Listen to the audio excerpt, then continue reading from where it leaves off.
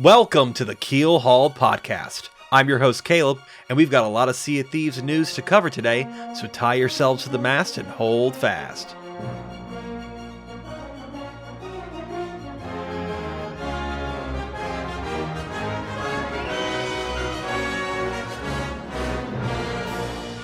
Ahoy there, pirates. I hope you had yourself a good week and a good weekend. I know I did. This week, Logun and I recorded an episode. Now, Logan's not a guy to miss an episode, and he knows that he will be incommunicado for a little bit, so him and I recorded an episode. And then the file got all busted, got all corrupted. It is now a lost episode. And Logan said, geez, Louise, I guess I'm not having an episode. And I said, not so fast, buddy. And I'm coming in. He doesn't even know this is happening. I'm surprising him with it. I'm going to record an episode with some buddies of mine. But before we get to that, before I introduce them, I have to thank the patrons. So thanks to A-Chick, LQ, Balls, Blue Turtle V1, Captain Chonky, Captain Longsharts, Chateau Noof, Super Pack, Zombie Killer, Cosmic Johnson, Static Mirror, Davram TV, El Jefe Esteban, Godhammer 6, Carl Embo of Embo Family Gaming, Kylia the Aficionado, King Hot Dog Pig, Nightstar 1980, Elvin Ramir,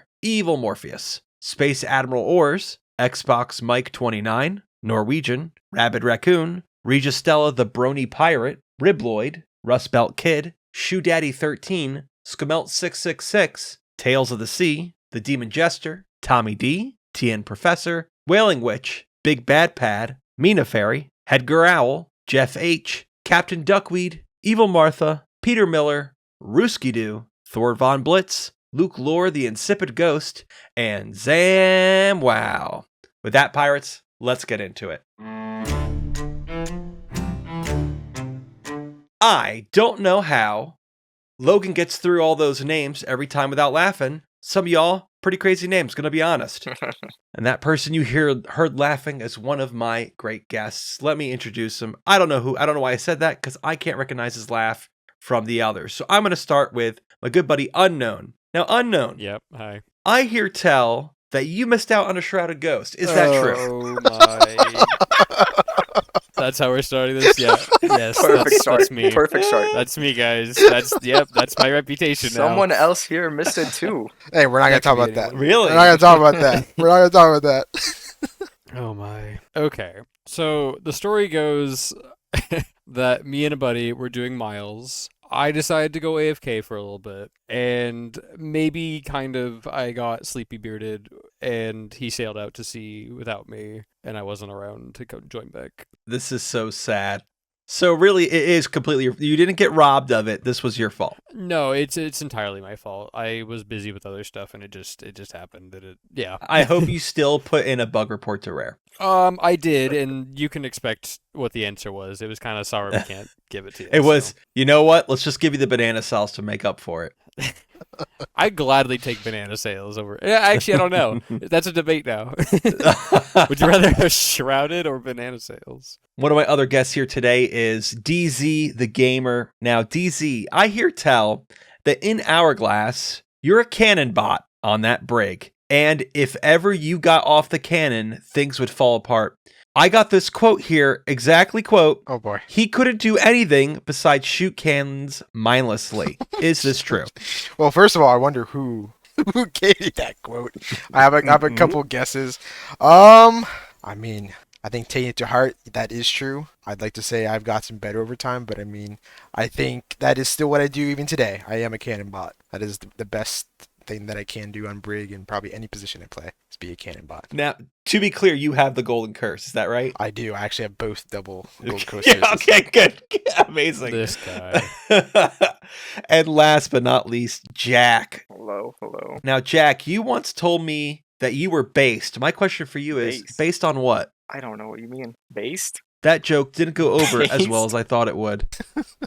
Okay. I was told that you came back to Sea of Thieves after over a 2-year hiatus. What drew you back? Well, I'm a representative of this very cool server that you should join. It's called Hunter's Calling. Totally join that server. And we'll get to the shameless plugging at the end. Yeah, so I like fish, and season 15 Hunter's Call update, That's what brought me back. It was fish, really. Yep. So the Hunter's Call update gotcha. Yep, they get me. After coming back, were you like, this was worth it? Or were you like, I should have stayed It was gone? worth it. It was a pretty good update. I mean, some things kind of sucked. We could probably get into that as we get into the podcast. Some Are you certain saying items. you don't want to collect 50 pristines? What? I wanted to collect 100. Actually, it was 40. No, it was 50. Now, you saying that, laughably, is a little connection here. We all have a similar disease that aches at our bones, claws at our souls, and that is the unfortunate disease of completionism. I think we all we all part of a community that tries to complete this game more than just get all the achievements, more than just even getting all the commendations. This is about getting as many of the cosmetics even outside the game as possible. Unknown, what draws you into this completing of this game? So my completionism or my brain goes before Sea of Thieves even. I've labeled myself as an achievement hunter, and so before I even started playing Sea of Thieves, I go for achievements. And so when I looked at Sea of Thieves before I initially started it, I saw that it was one of the longest games to completion, and I was like, yeah, I could do it. And then, halfway through the grind, you kind of just look at everything like, well, you're also getting all these other commendations on the way. Why not just go for everything? And then that's when the disease happened. Yeah, the answer why not is because those ones that you don't have for a reason. Right. It's like, well, it's not an achievement, but like, they still felt as special. DZ, you are involved, and I'm embarrassed to say, I'm not sure in exactly what way, with a really large Discord group called the Completionists. What draws you to completing this game? Well, for starters, unlike Unknown, I didn't have a background in like completing games. I just randomly picked up one day, Sea Thieves looked interesting, and grew in, fell in love with this game. And I think it started out with really gaining cosmetics that were locked behind accommodations and whatnot. And achievements in game. Sure, yeah, you really wanted that crab outfit. I understand. I actually never used that crab outfit. Joke's on you. I was actually an Ashen Lord swabby. Ah, me too. Everyone fits into some formula there. Yeah, everybody. Yeah, Right, everybody had some starting out outfit. Yeah, there's a bunch of cosmetics tied behind accommodations. I'd say originally that's where I started, but now it's like I've completed the game so many times. Updates come out and I get the achievements and whatnot done as they roll out, and just I don't know. I've grown over time to just becoming a completionist to SOT specifically, and only SOT really. Jack. Yeah. You came back for the fish. Did you complete everything else? No, but we're making good progress. It's a funny story how I actually got into Sea of Thieves. Basically, I got forced by my older cousins to play Sea of Thieves. They needed a third person for a brig, and they introduced me to it. We're talking Season 3. Pirate's Life just launched. They wanted to do the Tall Tales. And so they got me through it. A classic time in Super the life of this game. Oh yeah, so much fun. Like the Pirate's Life, so much fun. It's something that I don't think we can ever recreate. We want to we capture that lightning in a bottle again, Yeah. but I think that moment is going to live on as wholly its own. Yep. Monkey Island tried. You know what that is, Jack? Yeah. It's based. No, don't reference it because now I can't edit it out of the podcast. Now it's in. I had to make it work somehow. Thank you. I appreciate that. But yeah, so Pirate's Life, really loved it. And one day my cousins weren't playing, like they kind of canceled on me. So I solo slooped my way through the portal, tried to complete all the achievements because for the song, right? The commendations for the Pirate's Life, so you get the Yo Ho song. Sure. And yeah, that's the start of completionism right there. I played that song so much after unlocking it. It felt so special. With the ghost accordion or concertina. Felt so special. Could you guys sing it for me? I don't remember how it goes. No, this is not a shanty podcast. Before that, it's funny because they learned a lesson. Well, I don't know if they learned the lesson permanently, but they learned the lesson that, hey, it was a little difficult to complete the original Tall Tales to get everything, to truly complete it. Because you had to do each 10 times.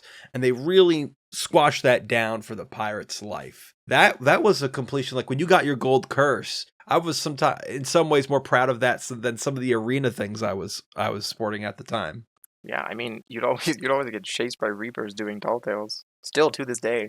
The fishing was one of my very first, maybe my first completion thing was, hey, The first trading company I've completed was the fishing before the update with the expansion of it, when it was just catching the fish. Was that one of your first, Jack? Yes, yeah, the first full 100%. And then in season 15, What was that title? Legendary Hunter of the Sea of Thieves? yeah, that's the only thing I rocked for until like last month. We're talking 5-6 years. Unknown, what was your first completion? I remember I I got into this YouTube rabbit hole looking up videos of like rare cosmetics and things I can grind for. Mm. And I think, not gonna name the YouTuber, but I'm sure you can find it.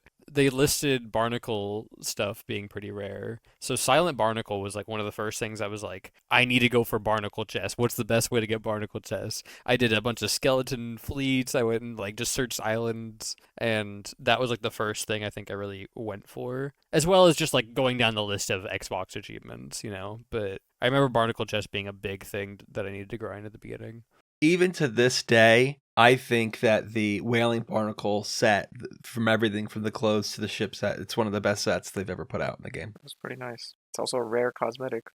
I was gonna say, yeah, the original I don't have, but everything you can buy just Yeah. from commendations. Silent Barnacle. I've got all that. DZ, Yeah. what was your first completion? Honestly, I think it was probably Tall Tale or Hunter's Call as well. For a while before they added, Pirate's Life and eventually Monkey Island. Yeah, Tall Tales, because eventually they had checkpoints added at one point, and it really just made the Tall Tale grind a lot easier. But I will say, everybody that did complete it before there was checkpoints, it was quite itself, like you were describing, quite the grind. It was pretty bad, but once you got it, it was very satisfying. And honestly, it was probably the first curse I ever rocked for quite a while. Cough, cough. Ashen curse, cough, cough. You mentioned the checkpoints. Now, the completionist server I mentioned earlier, people try to help each other get commendations.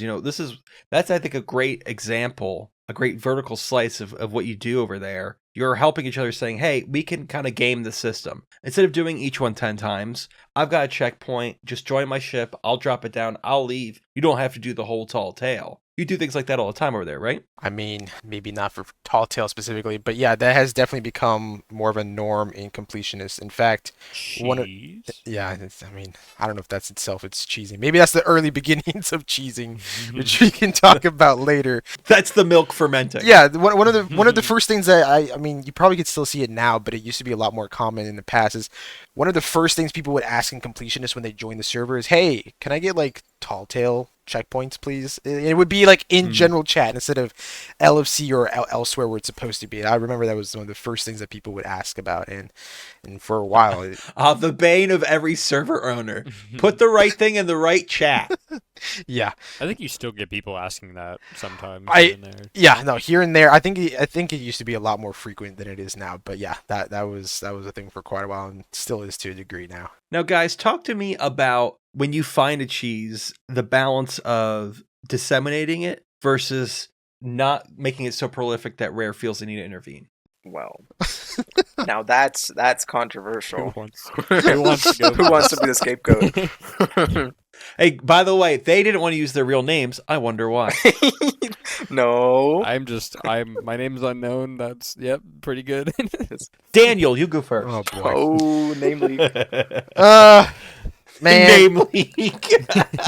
Thanks for calling me out like that, huh? Daniel Zedtholomew. Go ahead. Yeah. Honestly, I mean, when something is found, I don't think there is any sort of like background thought into really how far we want to take this, I guess. It always just kind of happens on its own. But it also really depends on what like the cheese is or what the exploit is. Because at the end of the day, if you can abuse something that like Rare put in there, either intentionally or not, it's really up to the end user, right, the player, how far they want to take it, and that really kind of varies person to person. You had the Burning Blade exploit. That was a big deal a couple seasons ago. I thought that was pretty bad, right? You had billions of gold, if not trillions of gold, just, flowing through the economy that Rare, called it, even though there isn't really an economy, to something, more niche, like, hey, you got to get 100 Sarla chests to turn in. Let's, use this voyage and cancel the voyage over and over to get it and complete it faster.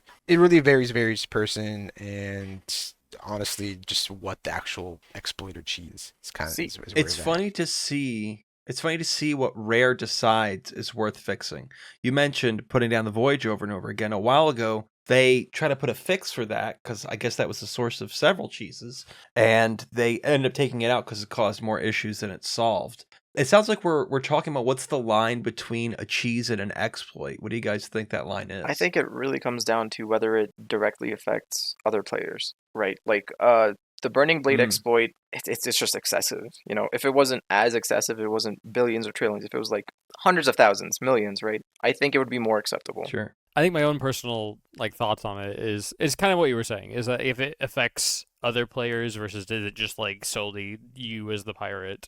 Right. I think for one thing, the Burning Blade thing was breaking TOS using outside external, Right. So, Ethernet. but also, yes, it was excessive. It was like, yeah, you can make a lot of money of it, but you can make a lot of money off of it. And you could basically buy out everything in the game with, maybe an hour or two of doing the exploit. Like, that's broken, and I understand why they reverted it. But for other things that are like, like finishing combinations quick, whether it just be like some way to efficiently do it faster rather than it being an actual like exploit, I feel like a lot of that falls on, yes, the player to be like, am I okay with doing this? But if it's not hurting another like player, so let's compare, say, like Funny Launch, like that's an exploit. I don't immediately say, wow, that's like a broken thing, I'm going to hate the player for doing it. I think it's more, hey, Rare, this is an issue, you should address it. And then that's a whole other conversation of like Rare should be quicker at addressing these problems. But it's also a player issue, right? Because it affects player-to-player combat.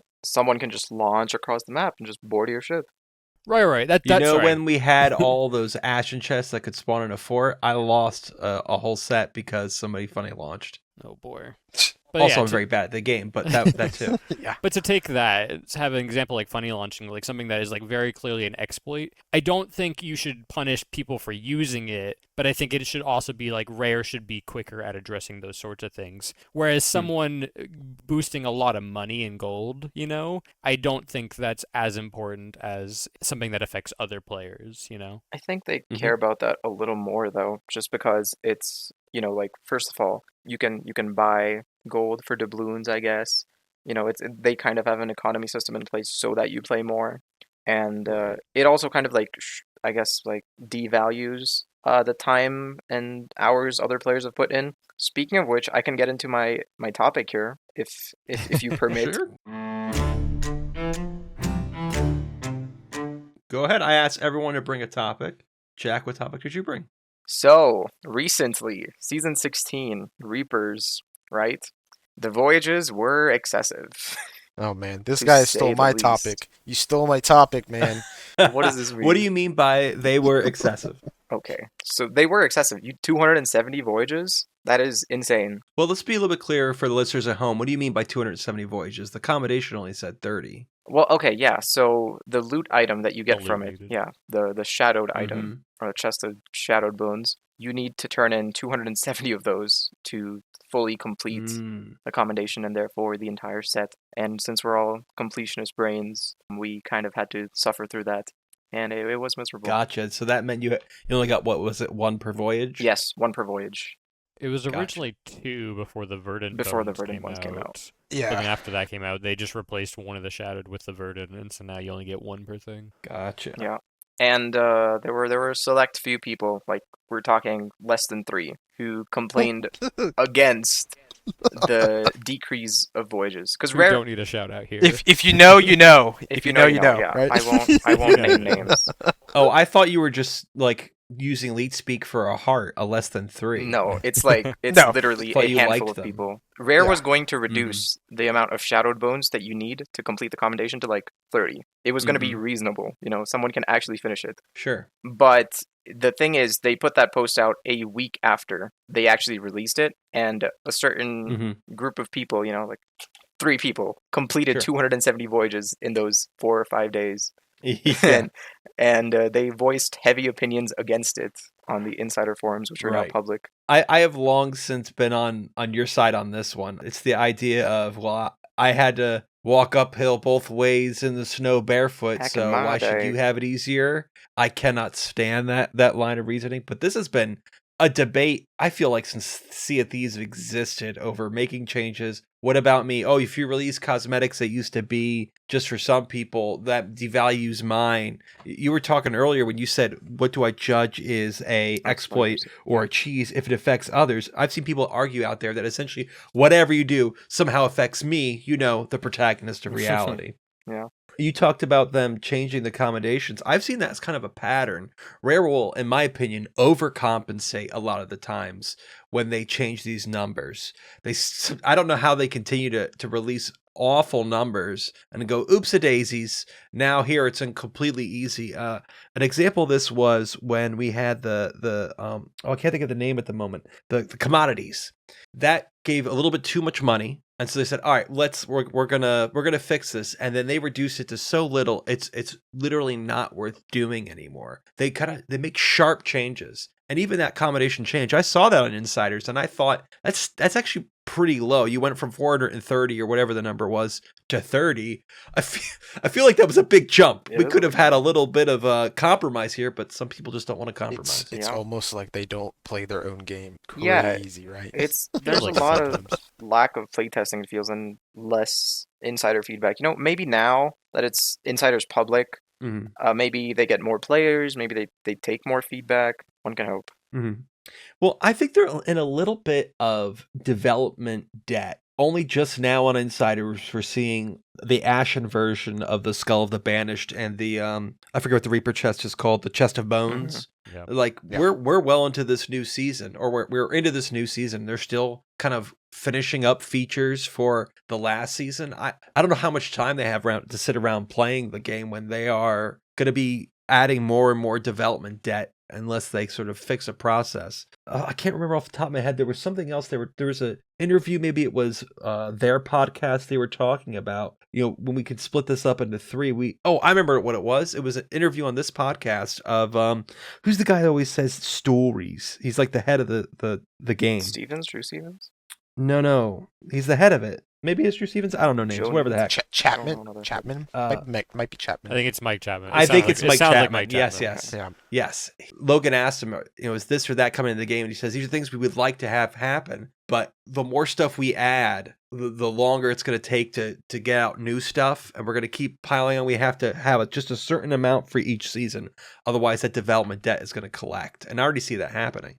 I mean, it's pretty hard right now, especially with the layoffs and stuff that have just recently happened. Can't be expecting too much of them. It's a hard time. I understand, but the system's just strange. You shouldn't release features that are unpolished. Take more time, but don't. Do you like the staggered release? Do you think that's helping? I don't know if it's helping. It's giving the community something, right? So it's just not a complete outrage, rather than waiting like double the time to get the full content release. But it's still, the main thing I think is it still feels not tested enough. Even though they're taking all this time, right, to release content, they're staggering the updates, they're delaying it as much as they possibly can without, a community outrage. It still feels unpolished. Right, we can talk about season 15, my favorite season. The week it came out, there were like 4 exploits with hunting spears. you could just infinitely sell the hunting spear. Mind you, some of them that lasted like many months. I think some of them exist to this day. Is the thing. Probably. It was what I asked about earlier of what do you still keep so close to the vest that Rare doesn't find out enough to want to change it. It's not that big of a deal.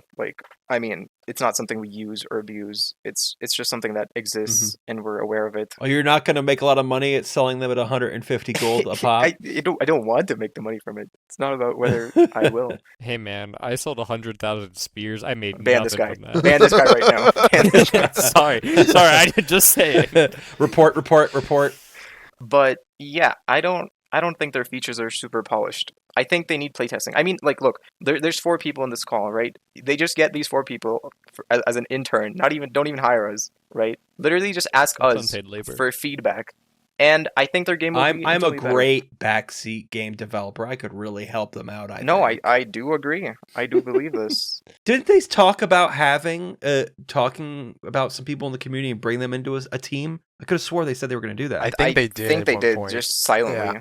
Yeah. Guys, I'm sorry to say it. we're just not popular enough to be in that list. Yeah. Well, maybe. Tie it back to what they talked about. Was it the podcast or they basically said that we haven't been doing a good job listening. Mm. I feel like they say it themselves. It's like they don't listen. There's been times where, I guess we can talk about this now because Insiders is out. There were some Insiders updates, like namely being the one with the blunderbuss changes. Sometimes, no matter the feedback, they just stick to what they think is right. And I can't say that the blunder changes were as bad as everyone was making it out to be, but I still kind of miss one blundering people, you know? And it was I understand that with the grapple gun being able to board than one blunder, like there's a lot of complications and why they had to change it. But I think there's a lot of stuff that does come out like that where, hey, we have these insiders for testing. Everyone says, maybe we change this. Pirate profiles, maybe we change this. They come out with it and they don't touch anything. And it's like, you see why there's a disconnect with the community here when they don't listen, you know? Now, you were talking about, I'm going to play the rare advocate here. We were talking about earlier about them listening to a few people and then making a change here. Are you worried that you're just the few people and they just didn't listen to you? And you're not the majority? I mean, I feel we can look at the insider forums. Like, yeah, it's definitely not. That's not the case. it's usually very black and white. Where like, I mean, not always, but there have been scenarios, like specifically with insiders, as an example, where people. And so I say people, I mean like 99% of people have been like, Rare, what are you doing? This is a bad decision. And Rare just goes, cool, thumbs up, and then rolls out the update as if no one said anything bad. If I may give him one last Rare's advocate, I'm sure game development has a thing where you're in the pipeline long enough where we can't change it now, we can change it later. So if they were going to do that, you could at least say, hey, that's the case. Right. That's the other thing, that it was like transparency. And now obviously they're owned by Microsoft. Who knows what Microsoft is letting them do and say. I know there's a lot of other game studios who are very sworn to like NDAs and can't just come out and say, hey guys, we made this, we can't change it. So, you know, there's a lot of stuff that they can't say. Sure, that's Nor right. do they want the reputation or the feedback of people to be like, wow, Rare can't, you know, make changes, blah, blah, blah, you know. There's always going to be bad press about anything they say and do, but it's how they can mitigate that and, you know, maybe coming out and saying, we made an oopsie, we can't change it, you know. Maybe that's not the best thing either, but... I think another issue with this whole entire, with what Rare is trying to do is, we'll see how things go with now Insider being public and whatnot. But just for the longest time, Rare has always asked for feedback, but then when they get the feedback, they're just in this cycle of where, hey, they get a bunch of feedback, they don't take that feedback, and then, you know, we're just in this loop where they're asking for feedback, we give feedback, they don't take it, and then, you know, oh, what do you know, they roll back something or they change something even though they had that feedback beforehand. And so I think a lot of it has to do, and we'll see how it goes now, right, with seasons being spaced out as it is now and Insider being out, that they just need to take to heart what there are players that have put, you know, like us, that have put thousands of hours into this game and really do truly care and love for this game and want the game to succeed, but, you know, they're not putting their own time for play testing or actually, you know, seeing how things are designed or implemented when, you know, the people that are playing the game are giving that feedback and, you know, say 6 months down the line or at some point sooner or later, they ended up doing that change, right, when they could have done it off the bat or off the start. We'll see how that goes. But, you know, that's I think that's one big issue. Hey, that's a really nice message. Anyways, let's do 10 shrouded ghosts now. Just double it and give it to the next person. One of the things that we were crossing over, whether or not it was an exploit or a cheese, there was a ability to turn in a chest and it would count not for gold or for reputation, but it would count for accommodations. And I was a little scared to do it. The obvious use of it was at least in my case, was the chest of fortune. I'm way behind on those. And I was really tempted to do it, but I didn't do it because I'm like, oh, I don't want my account banned because of one chest of one combination. I'm not doing this. Ends up they didn't ban anyone for it or even undo anybody's progress. What do you think made them undo the Burning Blade exploit, but not that one? First of all, samesies. I made Jaden not do it because of me. Dude, I told you, right? I got back in season 15. I didn't know that they increased coughs by 30 every season, and I just look at the commendation. I'm like, 210. No. What? Yeah. Yeah, I mean, I'm done now. I've caught up 270. I've done Wow. 200 and what? 240 coughs in 2 seasons. It's been Wow. miserable. Almost there, champ. It's almost their chip, yeah. But I was so tempted to do that. It was so simple too. I was so tempted to do that, but being a representative of a community, and then DZ over here telling me that I'm gonna get an enforcement point or something, it's gonna be look bad, Sure. and yeah, just didn't do it. I regretted it at the time. I don't anymore since I'm done. I think also, someone here said that it was your choice of where you draw the line between exploit and cheese. And in my opinion, that was over the line. That was a clear breaking of the system. Whereas cheese, cutting down voyages to make something come up more was definitely way under that line for me. Even kingly cheese, I don't think very much as an exploit. I understand we're spawning dudes faster than they should be. But the way in which I'm not breaking the game to duplicate an item or You're that doing the sort work. of thing. Even Yeah, so, it's a maybe lot of I work. just thought I'm being hypocritical because I did duplicate spears for the sake of killing the ancient Megs faster, and I didn't feel I was exploiting that, so maybe I'm a hypocrite. That was duplicating. I think the problem is also that I'm gonna say this, and I feel like it's a controversial statement. I feel like being able to dupe spears and have them all over your boat and use them against, Megs and everything was more fun than how spears are currently implemented. And I feel like sometimes exploits make the game more fun. While, yes, you should take the ones that are not, again, affecting other players. Sure, you could go throw your millions of spears at other players, but I feel like something like that was so harmless, and it only helped you as the player. I feel like Rare should take that sort of feedback and look at that and not go, wow, these players want millions of spears. It's like, well, you should just make spears more fun, More I accessible. feel like just finding, or just more viable at all. Like, Yeah. yes, they one-shot players, but that's it. You buy one, you have it on your boat, you throw it in the Sure. water or something, you miss, it's gone I could forever. collect 15 spears by going to 3 different outposts, but it was quicker to dupe. In that case, it was just a timing thing. Right. I mean, see, they could take inspiration from that, right? They could make some type of a new spear, like the tridents you find in the wild. It just duplicates on throw. And I mean, if you throw it in the water or at a meg or something, it's just gone. Not a bad Let me idea. ask you something. Let me change the topic to the proliferation of items. Okay. Things get added to the Sea of Thieves, and not a lot of things get removed. Right now, we're looking at a season where they've added what is essentially, in some ways, another sort of merchant thing with just different people you sail between. They could have used the people that are already on islands that right now are only used for, I believe, Cargo. cargo. They could have used them to ship these things in between, or the merchants. Instead, they added these new things that was in a lot of ways sort of a reskin or a recoding of things. You said spears is what made me think of it. They added a whole new item, a spear, when they could have made it so that you could throw tridents. What do you think about the ever-expanding world? Should it be consolidated more, or do you like having so many things? I like having so many things, but it also kind of just, slows down the game. The file size is up to like 120 gigabytes now. It's getting a little excessive, Yeah, it's almost half a Call of Duty game. Pretty much. Pretty much.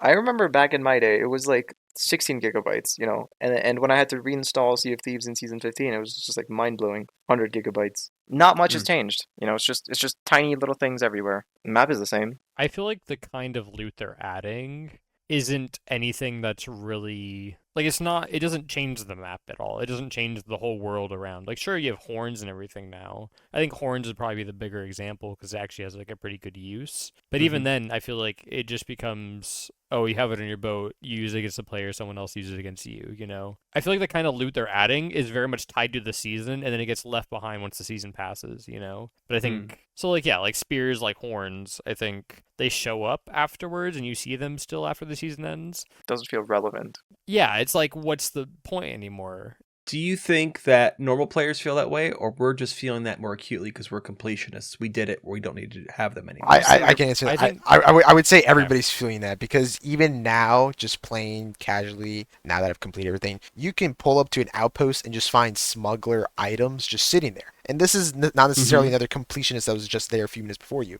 It's just normal players that, they pick up this loot from a shipwreck, skeleton ship, wherever they find it, right? Wherever you have you, and they just don't want to go out of their way to go hand it in because, Or don't know. or don't know what to do with it because they can't turn it in at, this single sell point, right? This one place that we've all gotten used to selling everything at instead of, walking it one by one.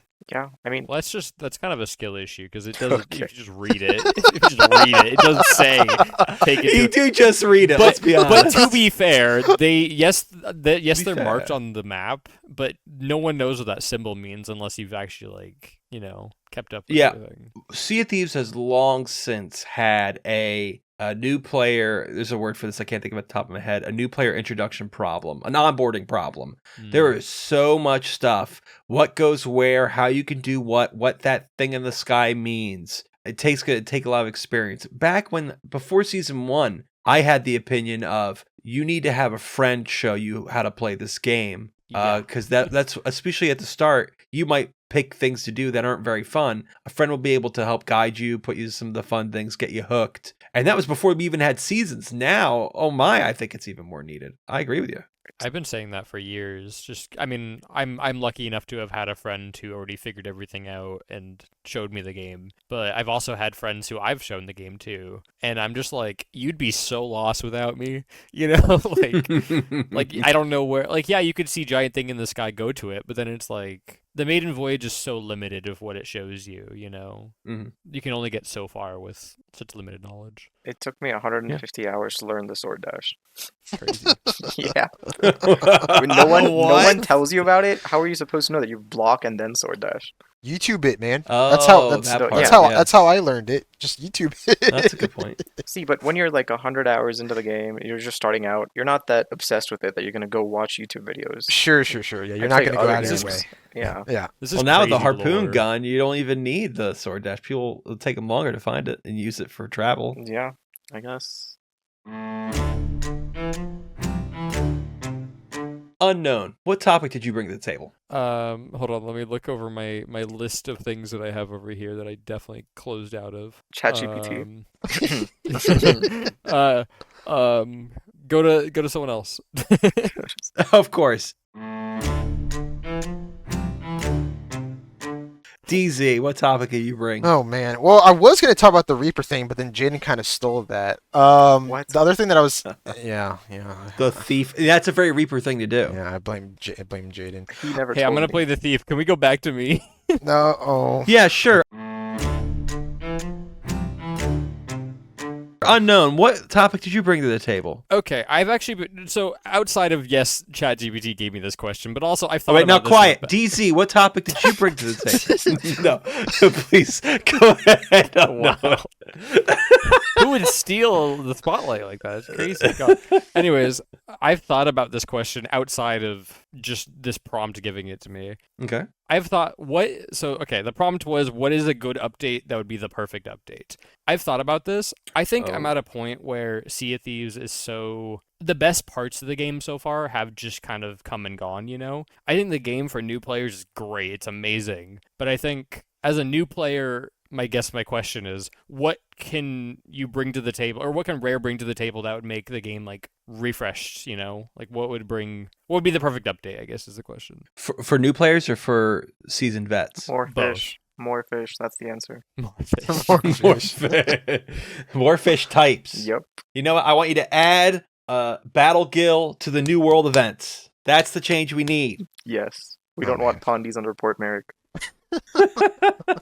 Well, I mentioned catching lightning in a bottle twice, and you really shouldn't try. But boy, do I want another pirate's life. You know what I mean? We've talked about a Peter Pan on this podcast, a Peter Pan update. I think that could be a lot of fun. Captain Hook, in my opinion, is going to be like the best pirate villain.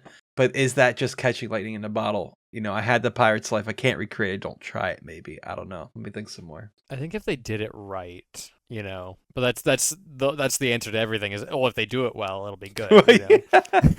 But I think Tall Tale is a big hit with lots of audiences. You know what I got the answer. I would like another reskin of the bottles to deliver somewhere. I think that's really what would get me. I want a reskin of the sailor weapons Yeah, Rare would listen to this feedback and be like, "Oh, you want new Tall Tales? You want new things? Here's Right. a Twitch drop that looks like all the other Twitch drops.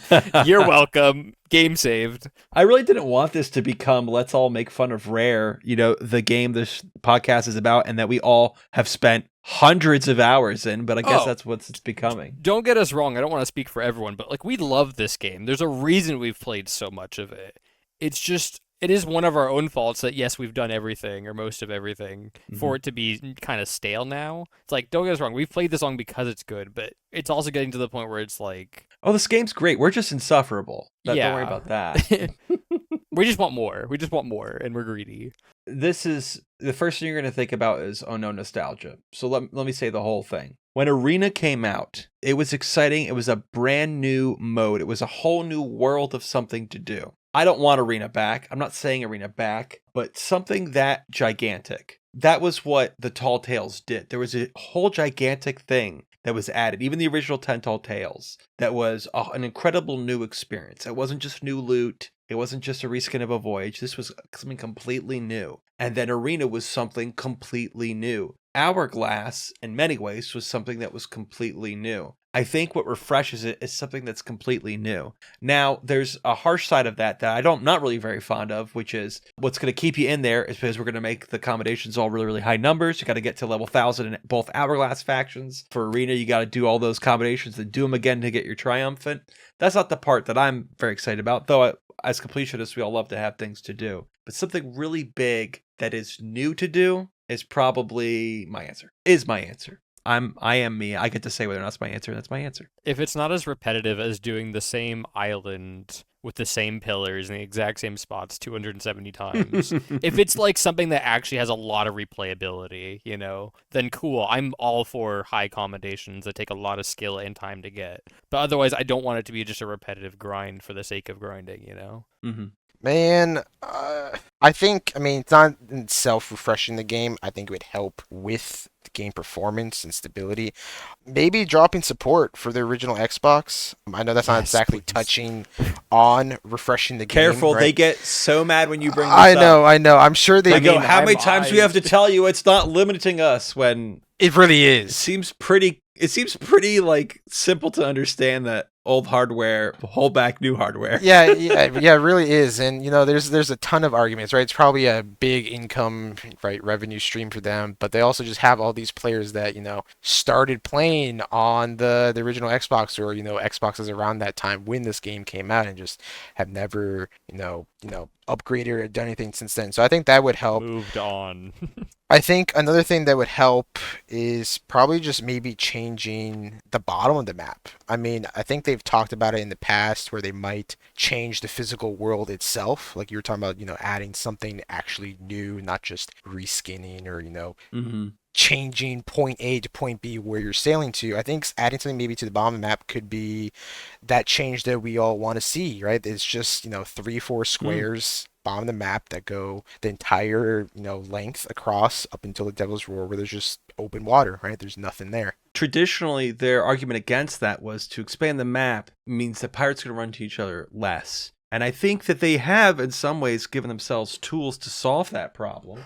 If you want to get in a fight, you can dive in an Hourglass match right now and get a fight. It doesn't matter how far apart, how big the map is. And then at new seasons, when new things come out, people tend to congregate doing the new thing. So I don't know if that's as much a restriction in adding new territory as it used to be. I would also add that, we didn't have diving, right? Diving's a relatively new mechanic. You used to have to go to an outpost to buy a voyage, or, if you didn't want to go sail to the outpost, just leave your current session if you're playing with a buddy and, go get the voyage and log back in. I think diving has also really played a larger factor than they even first saw when they implemented it, because you have servers where you're just doing your own thing and you never run into another boat at all, right? And that's probably because everybody's doing their own thing and they can just dive to their tall tale, dive to their voyage, dive to really anything they would like to do in the game, right? Yeah. And so there's just less interaction there, unless, like you said, there's new season content, or say, for example, you're doing the Ford of Fortunes, right? Trying to get the Chest of Fortunes, and you have to run into other people, right, to get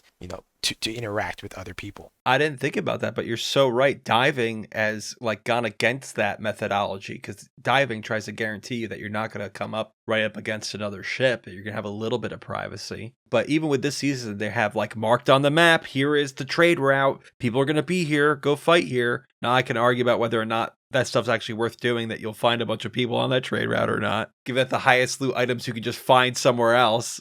Whatever, but your point stands. You'll find items from that trade route at Golden Sands or Port Merrick, just so you know. Everyone's going to leave them there. Really? Yeah, everyone leaves them there. Oh, gotcha. It's littered in smuggler loot. Jack, what big update, what could come out that would refresh the game for you? There's so much. I don't know where to start. One huge thing. I'm a Galleon player. Supplies. Let me tell you, Galleon with default supplies, even if one person buys everything, unplayable. It's unplayable. Like, you will sink in literally 3 minutes. Your wood will run out.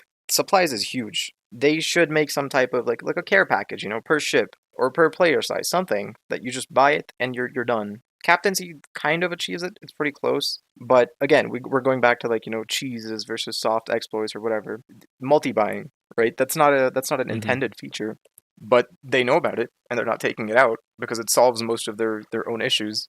Well, I would argue that they take it out because they don't know how to fix it, because they still can't even fix not being able to claim things you buy. I was going to say, they got to fix that first. I guess, yeah. So if I can extrapolate on that, it sounds like maybe it's about letting you get into the action faster and less time wasting doing some sort of the upkeep. Is that what you're trying to say? Galleon is literally supply simulator. Like, if you sink, it's so disheartening because you have to regather supplies. You have to make a crate to put on the stairs, a community crate, an MC crate, something for helm. You have to put the bilge wood crates downstairs. It's a task. All right, we get it. You have 3 other friends. Brag about it. I mean, there's 4 in this call. You have 3 other friends. Wait, you consider yourself my friend? Yes. DZ doesn't, though. Don't worry about it. All right. Well, DZ, we could jump to your topic. What'd you bring? Well, I was going to talk about Hourglass since we're already kind of on that topic. I was just really thinking about how the recent changes with the cross-faction, cross-region matchmaking that they implemented and then kind of backtracked a little bit, right? For the longest time, and actually it was a huge change for Galleon, right? Talking about Galleon Hourglass. If you're matching for Galley Hourglass, you just wouldn't run into other people at certain times of day, or just the region would be quiet, right? And then they suddenly changed all this by introducing cross-region matchmaking. Now, I think in the past, they talked about this being like in the game, sort of a back end thing. Like, it just wasn't something that you would actually like see or really experience in real time. But when they brought that in, you could really feel it. I remember playing, I think it was the Golden Glory or maybe whatever boosted event Last it was month. right after. Yeah.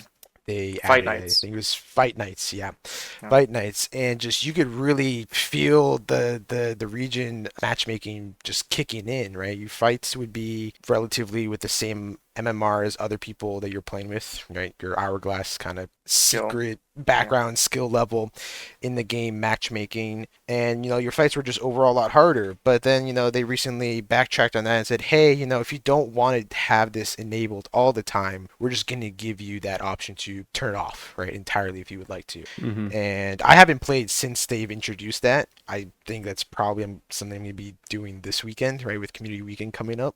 But I know for a while, and the general consensus was it was a big change, not just for Galley Hourglass, but just a big change for Hourglass in general, since that's the only really big change they've done to Hourglass since it's been released, in my opinion. I can speak on this. It was miserable.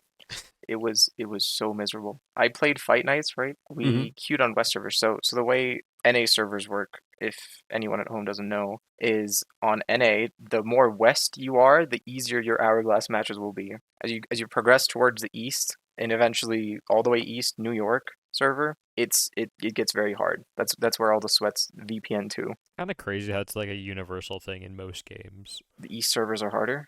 Yeah. Well, it's I don't just know more why I've populated. experienced that. That's true. Yeah. So we queued West servers on Fight Night. We're like, everything's gonna be chill. There's gonna be, less populated. And we got 3 LOT crews in a row. and then we didn't play for the rest of the day. And LOT means League of Thieves. It's a of competitive galleon thing. Oh, The best of the gotcha. best. And yeah, So I'm interested. I know nothing about this. There's still competitive Sea of Thieves. yes, there are. Yes, there are. There's two big. Okay, maybe I shouldn't shout them out, right? It's all right. Okay, I'm sure okay, learning. fine. There's two big ones. There's League of Thieves, which is considered the biggest one for Galleon, and then there's Galley Gauntlet, which is the second biggest one, and then there's kind of a third smaller one called Scrim Central. But these are the three big Galleon comp scene, as you'd call it, that everyone goes to. That's where all the namers are at for Galleon. Interesting. Do they have like actual competitions where they're gonna fight each other yeah. and for a tournament Oh or yeah. prize and all Oh that? yeah. I'm pretty sure Galley Gauntlet's having one pretty soon. There's like $1,000 prize pool for first place. Oh wow. It's lucrative for someone who sits playing Sea of Thieves the entire day. It's interesting. They have Twitch streams. You can probably tune into them. It's really fun content. You'll learn some things that you've never seen before in your life if you just watch the streams. Nothing makes me feel like I must be playing on the original Xbox than somebody who is way better than me just botting me and I cannot kill them once. He's a cheater. He's a cheater. Report him. Speaking of which, the in-game report, what is going on with that? You submit an in-game report, and the next day it's like, more evidence needed. Please go to the website. For everything.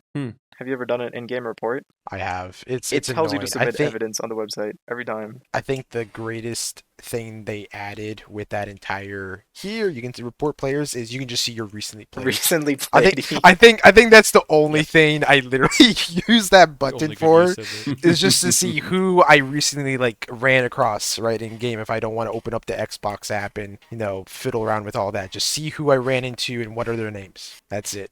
Otherwise, it's too much of a burden to hey, I already made a report on the spot about this guy cheating in some fashion. Saying bad now you want more words information? In-game chat. What more do you need? I made the ticket in game. They can certainly see whatever was said in game, right? Mm-hmm. Who knows what goes into their detection methods, right? Because they talk about how we can't say what goes into the back end of this, but perfectly said, like Jaden just said, what was said via text chat or speech. They can see that. They can monitor that. I've been told that, and what's the point, right? What's the point when it's all there for them? They're bugging you about, hey, gotta go to the website, and just keep bugging you about it, right? It just doesn't go away. You think it's all just a ploy to get you to go to the website? Maybe. I So think they there's want a you to go to the chance you website. see some advertisement. Hey, look at this new Emporium stuff while you're here. You know what? You could only complete your report after you've bought at least one item. Oh my. We had to verify you're an actual user. To get to your topic, I remember to bring up the long dusted dead cobwebbed corpse of Arena.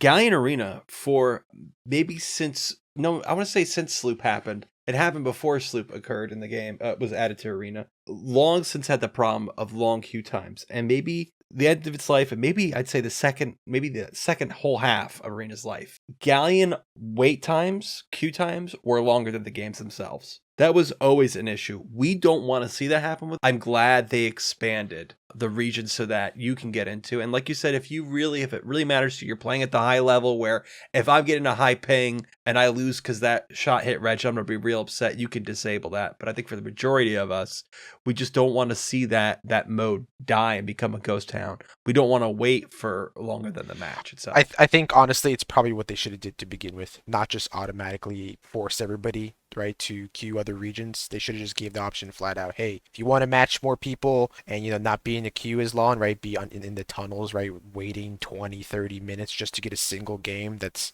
probably some swabby, right, that just loaded up the boat and it's not even a real fight when you're trying to get a or real someone fight. That's gonna body you, right, or somebody that's gonna somebody that's on your skill level or even above your skill level. I think they should have did that from the start, to be honest.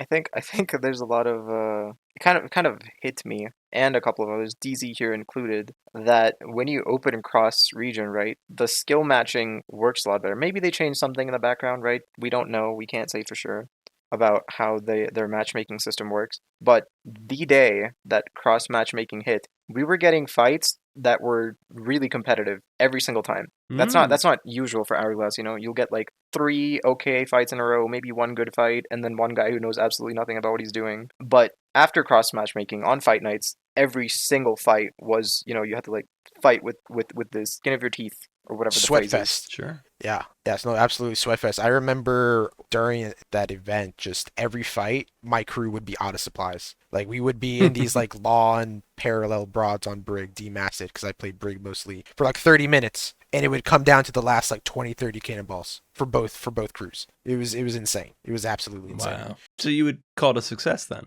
I guess. I mean, I have to work harder for my levels. I don't like that. I want to exploit things. I'm a completionist. Notice I didn't say what would rejuvenate the game for me was fair fights, Caleb. I want more levels. After I get to double gold, sure, do whatever you want. I think there's a balance. It's nice to have fights like that, but not every single fight be as draining, either mentally or literally supplies wise, right? Just to play the game mode and fight other crews where you have to go spend, 15, 20, maybe even 30 minutes just to get enough supplies. So then the next boat you fight, they're not sup diffy, or in other words, they have much more supplies than you, and you just lose the fight because you literally can't fight back, right? You can't shoot back, you can't patch, etc.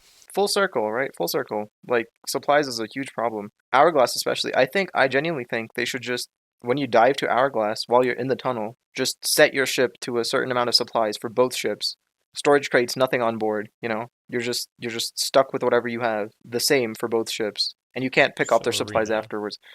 Yeah, okay, at that point, kind you're of. talking about Arena, though. It might as well not be Hourglass. It might as well kept Arena. I guess, but it makes things more fair, Hourglass is kind of plagued with this issue of supply diff, even on smaller ships, right? Like on a Mhm. sloop, the main supply that you're missing is chains. You demast the other ship, you're just winning now. Mhm. On Brig, the main thing is cannonballs. You just shoot pocket, spread open, shoot pocket. It's over. On Galleon, same thing, cannonballs or firebombs if you're like on the newer end, I guess. Either way, there is definitely a supply problem and a supply diff. Like curse balls in Hourglass. Can we do something about that? Bone All right, balls. Jack. This is I'm gonna hard disagree with you here. I Oh, cannot stand when the other ship goes curse balls. Really, right. my dude? They're in the game, bro. I know they're in the game. Or the worst is when they go, oh, sword, really? I had literally this happen to me. One match, somebody said, oh, sword, really? So I switched from the sword to a different weapon. The next match, the guy went, oh, blunderbuss, really? You can't win. No. I get to play. I'm not handing my controller over to you. I get to play. It's my game. I like having all the assortment of things. The only thing I'll agree with you with the fair match is I don't want to come up on a storm. Something that makes it inconvenient to fight. The fog, I've had times in the fog where we've offered, hey, can we just roll to win this? Because I don't want to fight in this fog. Neither of us did, and we rolled to win. That's just not fun. That's not what I'm talking about. I like the idea, like when you can get invaded, that you could have more tools than you could have when you're diving. I wish you could have those tools when you're diving. When they let spears go into the dive, I thought that was a great first step. I think if it's an offensive tool, you should be able to dive with it. That's spears, that's Disney sticks, that's kegs. If you want to have a keg That's on your ship insane. and risk that, That's go insane. ahead, bud. That's a take. Put That's that a take. gunpowder keg. What's the new one called? Is the Black new one called the powder barrel. gunpowder? The black barrel. powder. If you want to have a black powder, give me the free one. I don't care. Do it, buddy. You kind of I think you should be able to have whatever. The fact that you dive and it goes, no, you can't have that. But you can have the spear. It's so dumb. Give me more things. Make it more interesting. The least fun part, what made me stop playing Hourglass, was that every game was just spin around in a circle. It made the most interesting thing in this game that it offers that other games don't have. Ship combat, boring, monotonous, same old every time. play Galleon. You'll enjoy it. That's the thing. I think there's this idea that Wait. I'm sorry to interrupt you. I just thought of something. Didn't this very recording get delayed because you brought Wraith balls into an Hourglass fight? What are you talking about? Hey man, that's for commendation. I'm a completionist, you see. I didn't actually care about the fight. You made me leave mid-fight just so we can recollect. I guess there's two ways to look at Hourglass. People usually look at Hourglass as like a quote unquote ranked mode, as like, you go against other players and everything. But I feel like there's also a lot of people that just look at Hourglass as the way to fight ships, On demand. Because you have the players go like, oh, go back to Hourglass when it's like all they want to do is PvP. And so there's two ways to look at it. Is it just doing PvP, or is it specifically trying to like be ranked and play like at your highest skill? I think you could split Hourglass into two different modes, where we have your more casual mode, where it's just kind of scrims, it's whatever, and you're fighting with. You could have curse balls, you could have bone calls, you could have black powder barrels, all you want. But I think it would be kind of cool to have this like ranked mode and have like, you could like move up in the ranks, I don't know what the highest tier rank would be called, but like there could be a ranked Hourglass mode, The obvious issue with that is you're already having long queue times. We don't want to make it longer by splitting it in half. The Swabbies yearn for the Valorant rank system. The truth is, right now in Hourglass, if you choose to get invaded and still dive, you can have all those tools. Yeah. You could set up keg mines if you like, if you want to get invaded. Given that the server actually lets you get invaded.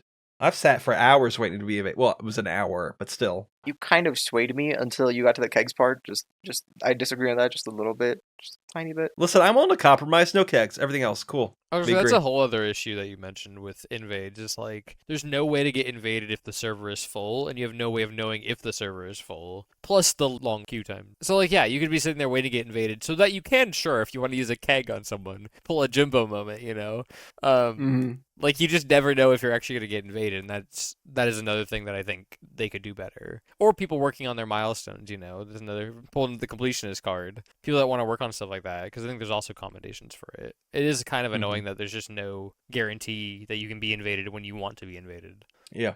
Well, gentlemen, is there any last thing you want to talk about before we wrap up our episode today? What are your thoughts on merchant crates? Oh, man. Contracts. He asked this, listeners, because he knows that I am a part of a server that is dedicated to getting those crates. And, we've done a lot of Rare bashing today. And I just want to say, Rare, fix your game literally unplayable. True. There's so many balancing problems. There's so many just like number balancing problems. Like the four of us could solve this in a day. We could do a whole episode on the idea of consolidating, looking at everything that's in the game, deciding what should stay, what can go, what to make them possible. Matter of fact, last time I was on the show, I talked about certain, like the villainous skull. How can you get it right now? Unless you find it washed up somewhere or in a sunken ship, you have to only get it through journals. That's crazy. Things have been getting lost, but that's a whole other topic for a whole nother day. Gentlemen, thank you so much for joining me here today. It was a pleasure talking to you all. I really enjoyed it. If there's something or someone you'd like to shout out, please go ahead. Unknown, why don't we start with you? Shout out my parents so I can show this to them and be like, hey guys, I mentioned you. We made it. Mom, I did it. I made it. I made it, guys. You proud of me for once? They are proud of you because of how many Halo achievements you have and that you're a Halo completionist as well. Yeah. My fellow brother, Halo completionist, me and him, he's actually a little more than me. I mean, he hasn't done Layson, but still, even more than me. Yet. Big ups to you, my friend. Thank you for having me. DZ, is there anything you would like to shout out? Probably completionist. Totally not biased. Totally not staff in completionist as well. If you're just getting started with the game or been playing slot for a while, well, join completionist if you want to grind some things out, find some new people, meet some people like all of us here kind of met through completionist, and join completionist. I will make fun of you if you're a complete swabby, though. We will ban him. Don't worry about that. As it should be. Jack. Hunter's Calling. You like fish? I like fish. Fish at Hunter's Calling today. Make that grind easier on yourself. Yeah. Fishing off camera, I thought the whole fish thing was a joke, but no, he's serious about this. No. If his Discord next to his name is a tag, it literally says fish. This is true. Yeah. If you guys want to hear more of me, you can go to tblazer.net. That's the letter T, blazer.net, where my network of podcasts is being hosted. There's even a podcast there called Tide Blazers with the host of the show, Logun, and Zamwow, one of the Patreons, is in that show. We do the Sea of Thieves RPG, and then I edit it kind of like an audio drama. I think you'll love it. We're halfway through. We're really getting into the story now. They're venturing into the Devil's Roar to go to Flameheart's tomb to catch something that was left behind, and the mystery unfolding of a threat maybe even greater than the Flash, or at least more present in this next episode. I would be remiss if I didn't give you the tips of what's coming up. Community Weekend, August 30th. There will be Twitch drops. If we complete 100,000 world events, you will get Obsidian Twitch drops the following week. The logbook and the table. The table is a repeat, but the logbook is brand new. I think there's a figurehead too. I believe there's a rare anniversary figurehead. That's right. That's absolutely right. That might be part of the 100,000. I don't remember. And if you set sail, of course, you always get the flag. Well, thank you all for listening. I love you and look forward to sailing with you on the Sea of Thieves. Bye. Bye. Bye. Cut.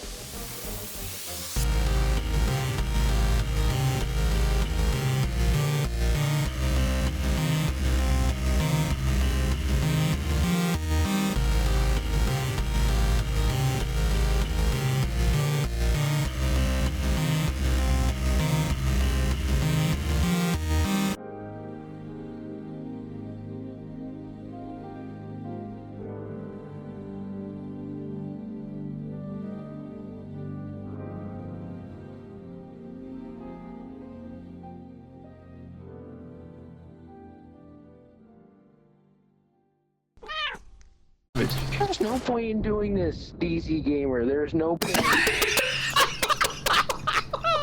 Tell me you heard that. I did. There's no point in doing this, DC Gamer.